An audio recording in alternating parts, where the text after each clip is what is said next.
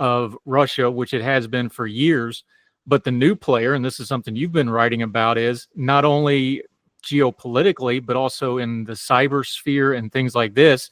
China has very much inserted itself into the Black Sea region in places like Romania and Georgia and these other countries.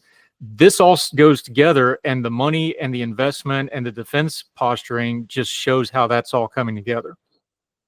Unfortunately, when you talk with policymakers from either Brussels, Paris, or Washington, when you talk about the Black Sea region, you are not necessarily thinking of other bad actor than Russia.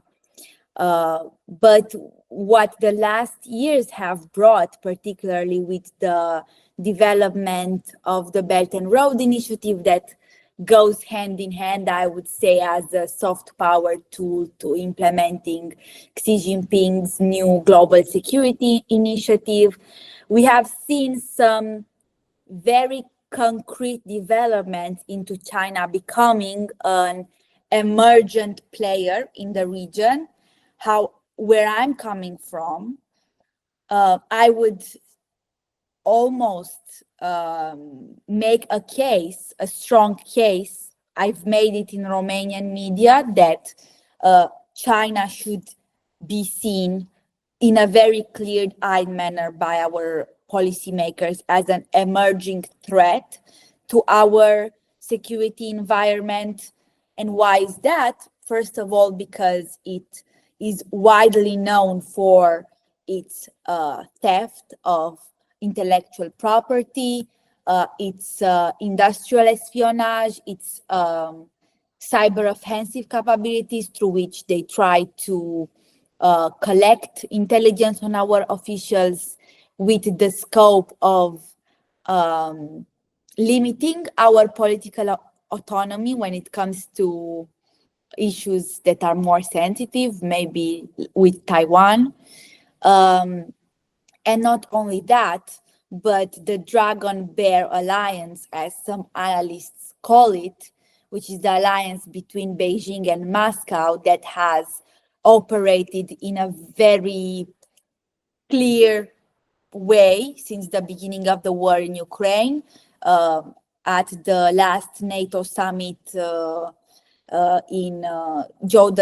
during Joe Biden's presidency, which is the NATO 75th anniversary summit in Washington, the leaders clearly agreed that China is a decisive enabler of Russia's war machine. It is still unclear what are the Chinese objectives towards the war in Ukraine, but if we just look at the facts, we can see that it's a subtle effort of Chinese presence in the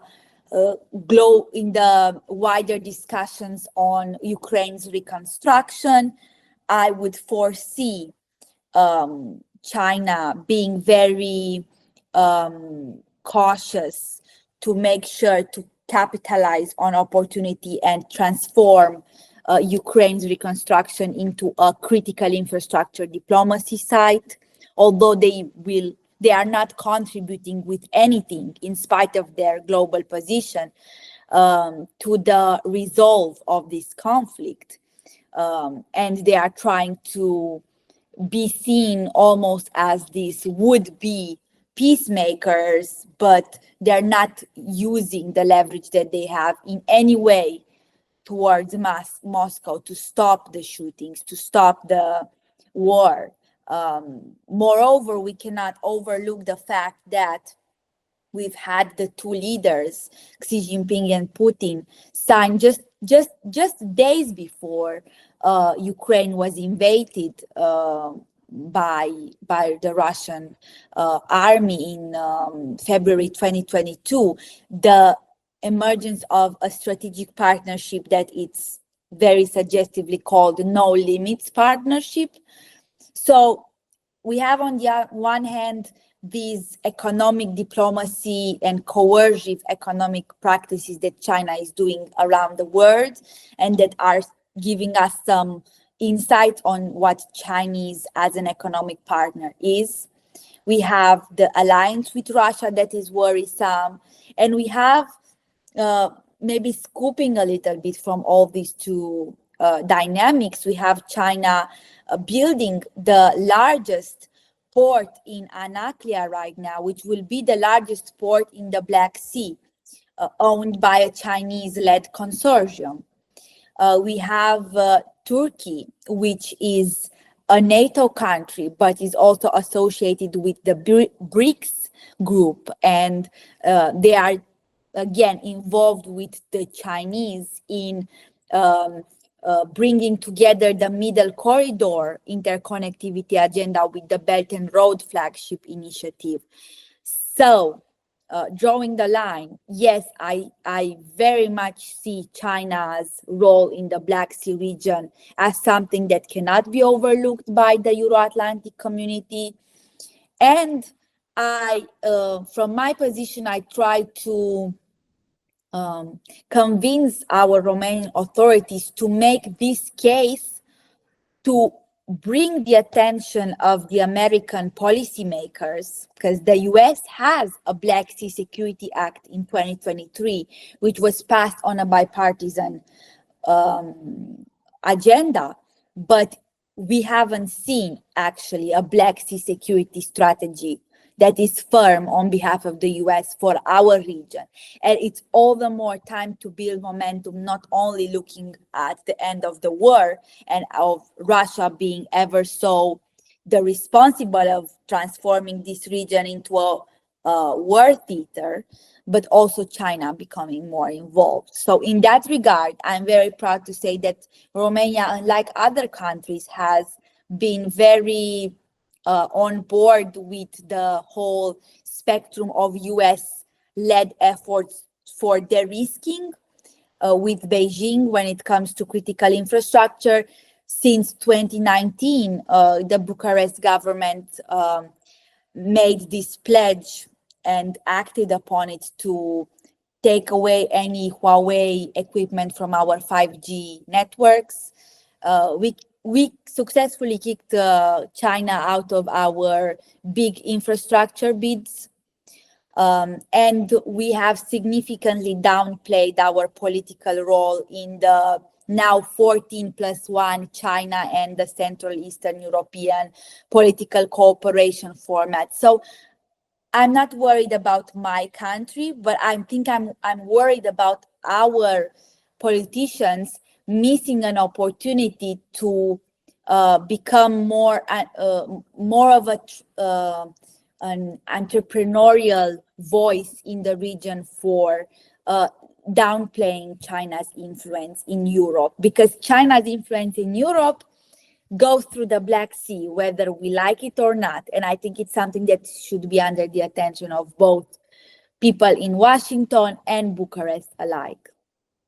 And the reason for this is because there's really three phases to how China's using their tech and ability for their geopower. Because one, you mentioned the infrastructure. They're doing that all over the Southeast Asia. They're doing that in Africa now. They come in, they offer to build infrastructure, but then they know that they can, use that for leverage going forward. But then on the tech front, there's two ways they do this. One is the cyber stuff and the online. But like you said, the hardware with Huawei and these other countries, Romania's blocked it. The UK's tried to block some of this stuff. The EU has spent 5 years. You've wrote about this. We'll link to the piece. The EU spent 5 years trying to cut off the 5G network movement from China, and yet 17 out of 23 EU countries is reliant on Chinese tech, hardware, and software both. This is something not only for the Black Sea region, but Europe and the world. And what you just said is the important part, because if the EU or if America doesn't offer them an alternative, they've got to have this technology from somewhere. And by default, China has an open door for it. And that's something the policymakers, especially maybe some folks in the Trump administration, for example, long term, maybe they're missing that piece of it. Is like, this is not either or. People are going to get their 5G somewhere. We need to offer an alternative if you want to keep it from China. Definitely. And what's more to it is that we have now countries like Spain that landed very important public contracts for having wiretaps for the judicial authorities that are managed by Huawei. We have the Hungarian army that has landed a very important public contract to Chinese economic operators to do some maintenance project on their railways. So it's a trend that I think it's not giving as much attention as it deserves. And unfortunately, we also have a solution, because just a few weeks ago, we've had the NATO summit in The Hague. I was a bit disappointed by the fact that we didn't have China mentioned in the final communique that was very short. And I can see the reasoning behind that. Like, you would not want a lot of stuff to be put together and to have a consensus being endangered from emerging, especially with the Trump administration right now. But I think an opportunity was missed, because we have now the requirement of 5% that it's comprised of 3.5% for core defense, 1.5% for security related spendings, including critical infrastructure protection, military mobility, and others that are not part of the core defense. This 5% is a requirement that NATO countries need to invest for with the horizon of 2035, the famous 5% for Article 5. But I think that when it comes to this 1.5%, the US diplomacy in partnership with Eastern flank countries, including mine, that have been very on board and clear-eyed about the China threat. An example here being the new head of the European diplomacy, Mrs. Kaja Kallas, the vice president of the Commission and the High Representative for European foreign and security policy. So I would use those 1.5% to create, to boost NATO's resilience when it comes to China. And you can do so by investing in cybersecurity capabilities, but not only that, critical infrastructure, screening mechanisms for foreign investment, and a bunch of other stuff, because economic security is also the job of NATO.